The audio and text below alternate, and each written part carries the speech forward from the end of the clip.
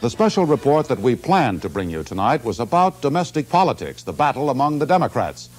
But we think the crisis in Iran is more urgent right now than the campaign here at home. The Revolution. The Iranian Revolution of 1979 and its aftermath have often been seen by detractors as one of the first steps in the creation of an isolated fundamentalist state that supports terrorism. The goal of this uprising was to get rid of the Pahlavi dynasty.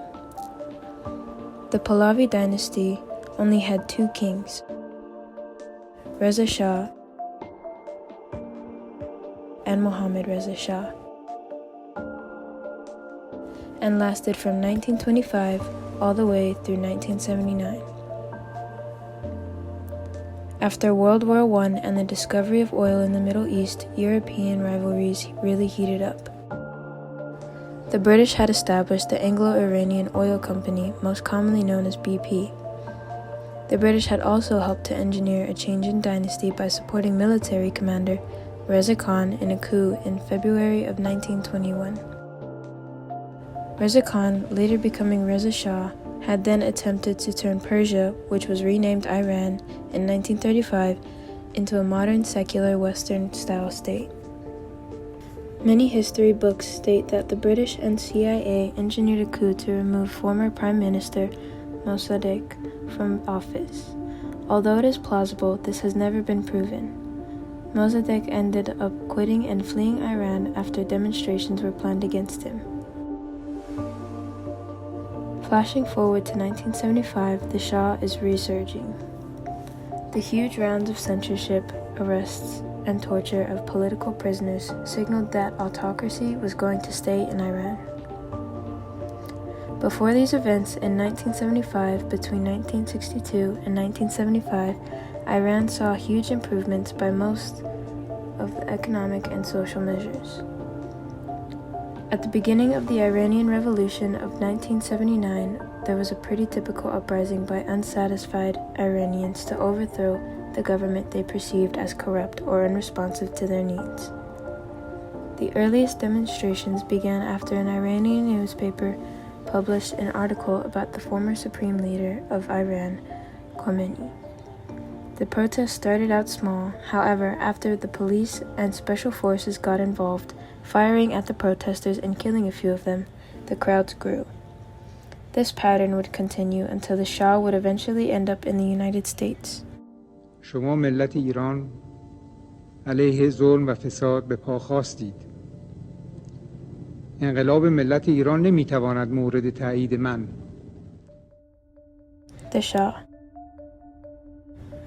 Mohammad Reza Pahlavi was the second to last Shah of the imperial state of Iran. After the former Shah was forced into exile, Mohammad Reza ascended to Iran's throne. Many Iranians didn't like the Shah for his implementation of the Savak, his ties with the United States, and for his overall persecution of his people.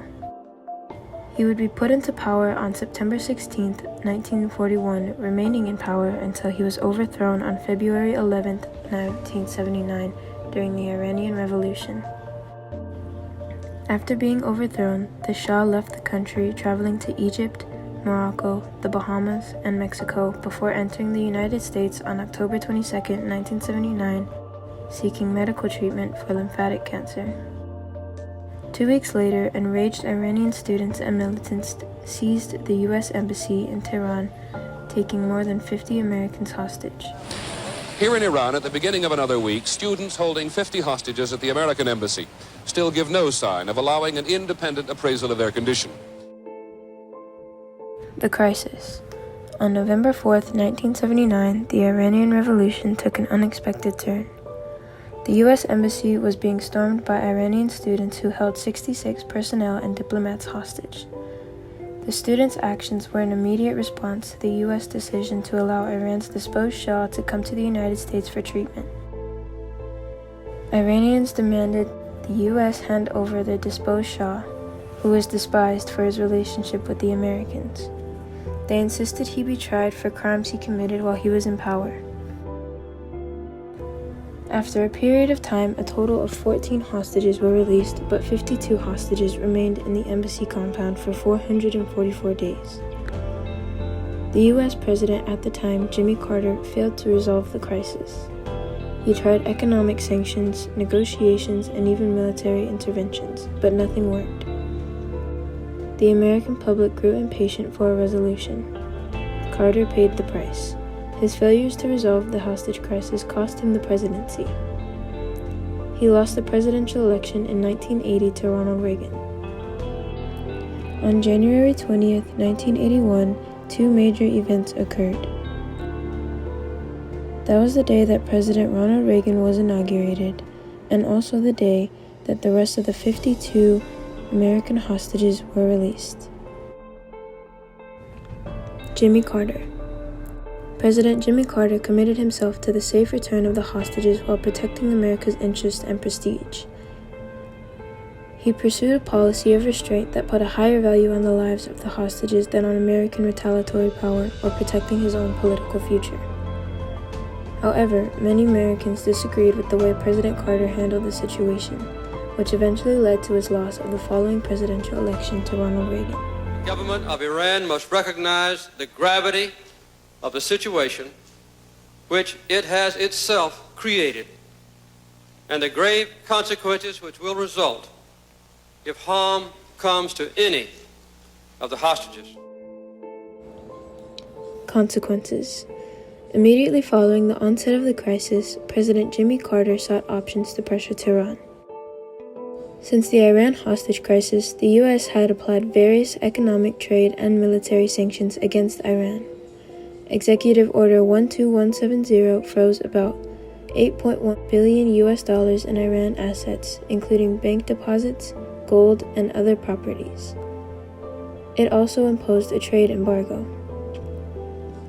Many countries did not support this decision, because very few governments were willing to cut off oil imports from Iran. However, countries like Portugal and Japan were willing to ban all trade with Iran to support the United States' decision to sanction. Eventually, foreign ministers from the European Community and other Western European countries agreed to reduce financial and diplomatic relations with Iran. These reductions of relations and sanctions had a substantial impact on Iran's economy. For example, in 1980, U.S.-Iranian trade plummeted when U.S. exports to Iran dropped from $3.7 billion to $23 million. While imports from Iran dropped from $2.9 billion to $458 billion. This would forever impact Iran's economy.